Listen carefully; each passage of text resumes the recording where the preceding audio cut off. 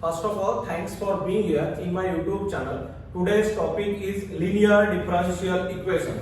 First order, first degree differential equation में आपकी ये सेकेंड मेथड है linear differential equation. यहाँ पे आप लोग इसे दो केस में डिवाइड करते हो, case first and case second.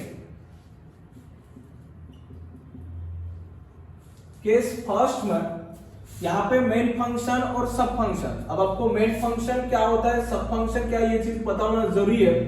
जैसे derivative of y with respect to x dy by dx करो, यहाँ पे आपका y होता है मेन फंक्शन, यानी जिसका भी डेरिवेटिव कर रहे हो, और विथ रिस्पेक्ट टू x कर रहे हो तो x होता है आपका सब फंक्शन. y हुआ मेन फंक्शन तो x हुआ सब फंक्शन. जिसका भी डेरिवेटिव कर रहे हो वो रहेगा main function, with respect to जो भी वेरिएबल कर रहे हो वो रहेगा आपका सब फंक्शन. तो केस फर्स्ट के हिसाब से dy by dx plus py equals to q, ये जनरल फॉर्म है लीनियर डिफरेंशियल इक्वेशन का. अब यहाँ पे मेन फंक्शन मैंने y को रखा है तो सब फंक्शन x है. अब ये जनरल फॉर्म के हिसाब से p और q, where p and q are constant और फंक्शन ऑफ x और फंक्शन ऑफ x अलोन.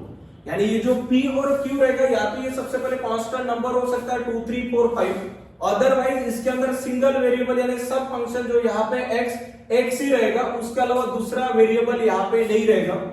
तो इंटीग्रेशन, यहाँ पे आपको इंटीग्रेटिंग फैक्टर की रिक्वायरमेंट होती है जनरल सॉल्यूशन के लिए. तो इंटीग्रेटिंग फैक्टर का formula e ratio power integration p. अब जब भी आप लोग इंटीग्रेशन करोगे लीनियर डिफरेंशियल इक्वेशन में, तो always with respect to sub function, यहाँ पे सब फंक्शन x है तो विथ रिस्पेक्ट टू x यानी dx, then general solution becomes, then general solution becomes main function. यहाँ पे main function कौन है, y into integrating factor equals to integration q into integrating factor. फिर से integration करो with respect to sub function, और यहाँ पे सब फंक्शन कौन है x, तो integration with respect to x plus c. जब आप लोग डेफिनेट इंडिफिनेट इंटीग्रेशन परफॉर्म करोगे तो वहां पे any constant suppose to be c, तो प्लस c ऐड किया. ये केस फर्स्ट के हिसाब से, केस फर्स्ट में मैंने y को मेन फंक्शन माना था और x को सब फंक्शन माना था. अब इसी के जस्ट अपोजिट केस सेकेंड, यहां पर मैं x को मेन फंक्शन मान लेता हूं, यानी dx upon dy plus px equals to q. अब यहां पे p और q जो है, या तो ये कांस्टेंट होने चाहिए where p and q are constant,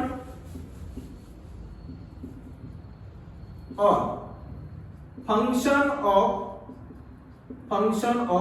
सब फंक्शन, यहां पे सब फंक्शन कौन है, y, तो फंक्शन ऑफ y ओनली. यानी p और q के अंदर y के अलावा दूसरा वेरिएबल प्रेजेंट नहीं रहेगा.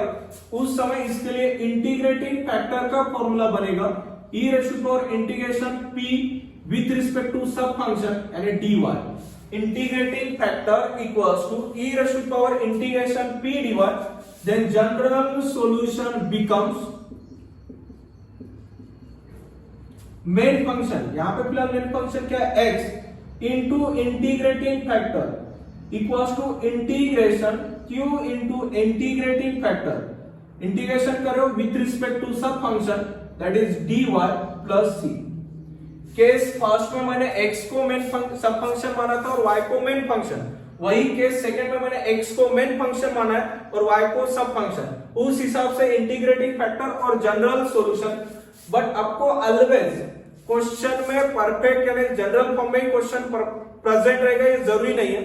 तो उसके लिए आपको 3-4 नोट पॉइंट पता होना जरूरी है. तो सबसे पहला फर्स्ट नोट पॉइंट, आपके पास लीनियर डिफरेंशियल इक्वेशन जो प्रेजेंट है उसमें टोटल नंबर ऑफ टर्म्स, यहां पे देखो फर्स्ट सेकंड थर्ड, यानी टोटल नंबर ऑफ टर्म्स कितने होने चाहिए, 3. यानी total number of terms must be 3. Second note point, आप लोग देख रहे हो टोटल नंबर ऑफ टर्म्स अगर 3 है तो फर्स्ट टर्म दोनों के हिसाब से फर्स्ट टर्म या तो dy by dx की होनी चाहिए, अदरवाइज dx अपॉन dy, यानी फर्स्ट टर्म में always dx by dy, otherwise dy by dx होना जरूरी है। तो फर्स्ट टर्म या तो dy by dx, otherwise dx upon dy। Third note point, अब यहां पे आप लोग देख रहे हो dx अपॉन dy का कोएफिशिएंट कितना है, +1। यहां पे भी देख रहे हो dy by dx का कोएफिशिएंट कितना है, +1। तो थर्ड नोट पॉइंट रहेगा coefficient of dy by dx और dx upon dy must be 1 always. dy by dx और dx अपॉन dy का कोएफिशिएंट +1 ही होना चाहिए, उसके अलावा दूसरा ना कोई कांस्टेंट नंबर चलेगा या कोई फंक्शन चलेगा। फोर्थ नोट पॉइंट, अब ये था फर्स्ट टर्म के हिसाब से, अब सेकंड टर्म में आना, मिडिल टर्म में। मिडिल टर्म में देख रहे हो जैसे इसमें मेन फंक्शन y था, तो मिडिल टर्म में मेन फंक्शन y प्रेजेंट है। केस सेकंड के हिसाब से मेन फंक्शन x था, तो मिडिल टर्म में भी मेन फंक्शन यानी x प्रेजेंट है। तो फोर्थ नोट पॉइंट आप लोग बोल सकते हो, middle term must be contain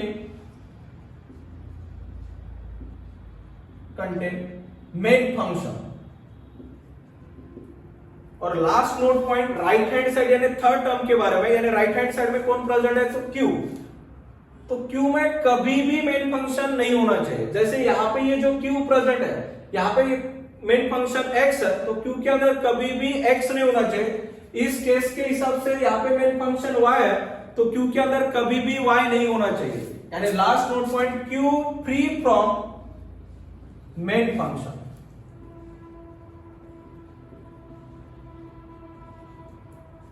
तो ये था बेसिक लीनियर डिफरेंशियल इक्वेशन क्या होता है, उसमें पॉसिबिलिटी क्या है, मेन फंक्शन और सब फंक्शन के हिसाब से जनरल सॉल्यूशन क्या होता है। इससे प्रीवियस वीडियो में एग्जैक्ट डिफरेंशियल इक्वेशन हुआ था, आपको उसकी लिंक डिस्क्रिप्शन में मिल जाएगी, आप लोग इससे पहले वीडियो देख लेना। आज के लिए यहीं पर स्टॉप करते हैं, थैंक यू। अगर आपको ये वीडियो पसंद आया तो इसे लाइक, सब्सक्राइब और अपने दोस्तों के साथ शेयर कर लेना। Thank you so much.